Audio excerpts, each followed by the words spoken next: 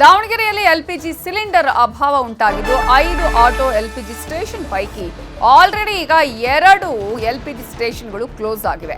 Auto LPG gas ಸಿಗದೆ auto ಚಾಲಕರು ಅಥವಾ ಇತರೆ ವಾಹನಗಳ ಚಾಲಕರು ಕೂಡ ಪರದಾಟವನ್ನ ಮಾಡ್ತಾರೆ. ಯಾಕಂದ್ರೆ ಆಟೋಗೆ ಎಲ್ಪಿಜಿ ಗ್ಯಾಸ್ ಅನ್ನ ಬಳಕೆ ಮಾಡಿ ಆ ಆಟೋವನ್ನ ಅನೇಕ ಚಾಲಕರು ಓಡಿಸ್ತಾ ಇದ್ರು. ಈಗ ಅದು ಕೂಡ ಸಿಗ್ತಾ ಇಲ್ಲ.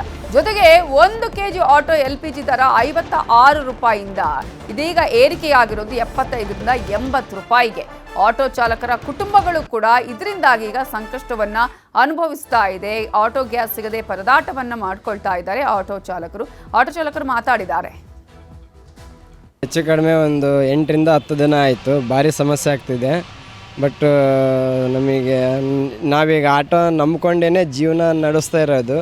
ಫಸ್ಟು 58 ರೂಪಾಯಿ ಇದ್ದಿದ್ದು ಗ್ಯಾಸ್ ಈಗ 68 ಆಯಿತು. 68 ಆಗಿ 2 ದಿನಕ್ಕೇ ಮತ್ತೆ 75 ಆಯಿತು. ಒಂದು ಸೈಡು 75 ಮಾಡಿದ್ದಾರೆ, ಅಲ್ಲಿ ಇನ್ನೊಂದು ಗ್ಯಾಸ್ ಬಂಕ್ ಇದೆ, ಅಲ್ಲಿ 80 ರೂಪಾಯಿ ಮಾಡಿದ್ದಾರೆ. ಈ ಥರ ಆದರೆ ನಾವು ಹೆಂಗೆ ಜೀವನ ನಡೆಸಬೇಕು ಏನು? ಪ್ಯಾಸೆಂಜರಿಗೆ ಈಗ 40 ರೂಪಾಯಿ ಹೋಗೋ ಜಾಗದಾಗ 50 ಕೇಳ್ತೀವಿ, 50 ಹೋಗೋ ಜಾಗದಾಗ ಏನೋ ಯುದ್ಧ ನಡೀತಾ ಇದೆಯಲ್ಲ, ಅವಾಗಿಂದ ನಮಗೆ ಗ್ಯಾಸ್ ಪ್ರಾಬ್ಲಮ್ ಆಗ್ತಾಯಿದೆ. ಮತ್ತು 2 ಬಂಕಲ್ಲಿ ಅದು ಒಂದು ಬಂಕ್ ಬಂದಾಗಿದೆ. ಇದು ನಿನ್ನೆ ತನಕನೂ ಇತ್ತು, ಅದು ಇವತ್ತು ಬಂದಾಗಿದೆ. ಇನ್ನೊಂದು 2 ಬಂಕ್ ಇದೆ, ಅದು ಯಾವಾಗ ಬಂದಾಗುತ್ತೆ ಅಂತ ಗೊತ್ತಿಲ್ಲ. ನಮಗೆ ಅಂತ ಭಾಳ ಸಮಸ್ಯೆ ಆಗಿದೆ ಸರ್. ಗ್ಯಾಸ್ ಇಲ್ಲ ಅಂದ್ರೆ ನಮ್ಮ ದುಡಿಮೆನೇ ಇಲ್ಲ, ನಮಗೆ ಜೀವನನೇ ಇಲ್ಲ. ಯಾಕಂದರೆ ನಾವು ಕಂತು ಕಟ್ಟಬೇಕು, ದುಡಿಮೆ ಮಾಡಬೇಕು ಅನ್ನೋದು ನಮಗೆ ಏನು ಮಾಡಬೇಕು ಅನ್ನೋದೇ ದೋಸ್ತಾ ಇಲ್ಲ. ರೇಟು 63 ರೂಪಾಯಿ ಇತ್ತು, ಈಗ 75 ರೂಪಾಯಿ ಇತ್ತು ನಿನ್ನೆ ತನಕನೂ. ಇವತ್ತು ಅಲ್ಲೇ ಬಂದಾಗಿದೆ ಇದು ಬಂಕು. ಚಿಕ್ಕಮಗಳೂರಲ್ಲಿ ಸಿಗ್ತಾ ಇಲ್ಲ ಆಟೋ ಗ್ಯಾಸ್ಗಾಗಿ ಸಾಲುಗಟ್ಟಿ ನಿಂತಿದ್ದಾರೆ ಚಾಲಕರು. ತೇಗೂರು ಗೇಟ್ ಸಮೀಪ ಗ್ಯಾಸ್ ಸಿಗ್ತಾ ಇಲ್ಲ. ಪಾರ್ವತಿಪುರದ ಗ್ಯಾಸ್ ಬಂಕ್ ಮುಂದೆ ಈಗ ಚಾಲಕರು ಕ್ಯೂ ನಿಂತಿದ್ದಾರೆ, ಸಾಲುಗಟ್ಟಿ ನಿಂತಿದ್ದಾರೆ ಆಟೋ ಚಾಲಕರು.